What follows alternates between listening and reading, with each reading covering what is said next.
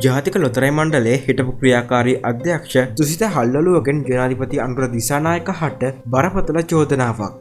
අනිකර බොරුවෙන්ම බලයට පත් වෙච්ච ආණ්ඩුවක් කිසිම ව්‍යාපාරයකට ව්‍යාපාරයක් කරන්න දෙන්නේ නැහැ. Tamanට කප්පම් ගෙවන ව්‍යාපාරයකට විතරයි ව්‍යාපාරික සහන දෙන්නේ. වෙන කිසිම ව්‍යාපාරයකට සහනයක් දෙන්නේ නැහැ. හොරු ගැන කතා කරනවා නම් කතා කරන්න ඕන අනුර කුමාර දිසානායක ජනාධිපති වෙලා කුඩු රත්තරන් ආයුධ කන්ටේනර් 320ක් එළියට දාපු එක ගැන කතා කරන්න ඕනේ මේ රටේ මිනිස්සු. මම මේකද කිව්වා කියලා හිතාගන්න. මේ රටේ දේශපාලකෙක් වැඩියෙන්ම හොරකම් කරලා තියෙනවා නම්, මේ රටේ දේශපාලකෙක් වැඩියෙන්ම දූෂණය කරලා තියෙනවා නම්, මේ රටේ දේශපාලකෙකුට වැඩියෙන්ම සල්ලි තියෙනවා නම් ඒ වැඩියෙන්ම සල්ලි තියෙන අනුර කුමාර දිසානායකට මම වගකීමෙන් කියනවා. පෞද්ගලික සල්ලි පක්ෂ නෙමෙයි. පෞද්ගලිකව දේශපාලකෙකුට සල්ලි තියෙනවා වැඩියෙන්ම ඒ තියෙන අනුර කුමාර දිසානායකට. මම ඉංග්‍රීසියක් විතරක් දෙන්නම්. මම මේක කතා කරන්නේ නැහැ මෙතන. අනාගතයේ දවසක මම කතා කරනවා. අනුර කුමාර දිසානායකගේ ලංකාව ඉපදිච්ච LTT ඩයස්පෝරාකත් එක්ක සම්බන්ධ ග්‍රීසිය නැව් සමාගමකට අනුර කුමාර ආයෝජනය කරලා තියෙනවා දැන් වෙනකොට බිලියන 4කට වැඩිය ලක්ෂ 40000කට වැඩිය. මම ඊට ටික පස්සේ කියන්නම්.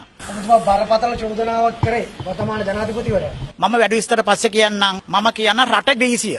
මේ එකක් විතරයි. කෙසේ නමුත් ඊට නොබෝ වෙලාවකින් ජාතික ජනබලවේගයේ නීතිඥවරුන් පිරිසක් මීට එරෙහිව CID වෙත පැමිණිල්ලක් ඉදිරිපත් කළා. එහිදී බොහෝ දෙනා අපහාස නඩුවක් වෙනුවට ජාතික ජනබලවේගයට සම්බන්ධ නීතිඥවරුන් CID පැමිණිල්ලක් කිරීම ගැන සිය විමතිය පළ කර තිබුණා.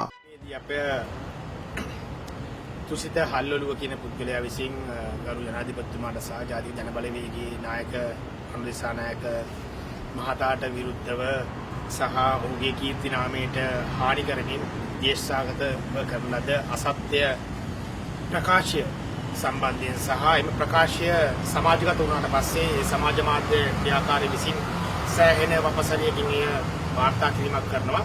ඒ සියලු කාරණාවලට විරුද්ධව එම ප්‍රකාශයේ තියෙන ගැඹුරු සම්බන්ධයෙන් කිසිම දැනුමක් නැතිව එය සම්පූර්ණ අසත්‍ය ප්‍රකාශයක්. ඒ අසත්‍ය ප්‍රකාශ සම්බන්ධ අපිට මෙල්ලක් කරා උදේවරුේ CID එකට.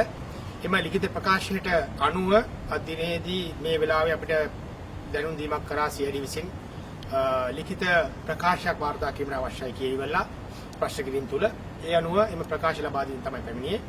ඒ අනුව අපි විශ්වාස කරනවා හෙට දිනේ සිට CID එකේ ඉතින් කඩිනමින් එම අසත්‍ය ප්‍රකාශයේ කාරණා සම්බන්ධයෙන් සහ එම ප්‍රකාශය නිකුත් කළ පුද්ගලයන් සහ එය ප්‍රචාරය කිරීම හා සම්බන්ධිත සමාජ මාධ්‍ය කරුවන් සම්බන්ධයෙන් අවශ්‍ය ඊවර සහ අවශ්‍ය නීතිමය කාරණා ඉෂ්ට කරයි කියලා බලමු.